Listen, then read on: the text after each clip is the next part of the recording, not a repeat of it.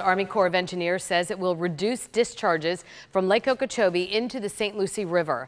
This comes just a day after Governor Rick Scott issued an emergency order to make room to send water south.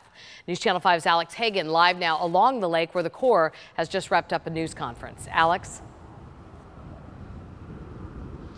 Yeah, Kelly, we're on the south side of Lake Okeechobee. That's between South Bay and Clewiston. And as you said, what Governor Rick Scott wants is he wants to send this water that you see right here directly south of where I'm standing, south of Lake Okeechobee. Of course, he says, and many of those experts say, that that will cut down on those east and west discharges here along Lake Okeechobee to the St. Lucie River and the Caloosahatchee. And tonight, the U.S. Army Corps of Engineers and the South Florida Water Management District responding.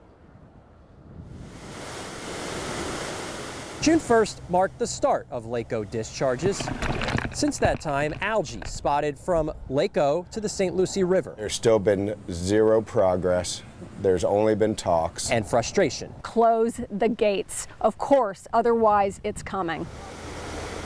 Thursday at John Stretch Park, the south side of the lake and dike. This year we'll continue all these options. Colonel Jason Kirk talking water management actions with the lake levels now beginning to drop to 14 feet, including the plan to reduce discharges in a pulse-like fashion, meaning sometimes there won't be any releases. And then when we pulse, we flush out, and we think it'll have a positive effect on the algae that is growing this time of the year. As for sending water south instead of east and west, Kirk stated the Corps is looking at several conservation areas south of Lake Okeechobee to send water to provide flexibility. And if deemed appropriate, then we'll implement those. But of course, at the end of the day, it all depends on Mother Nature. We have a weekly process where we look at what Mother Nature sent to us and we make adjustments accordingly.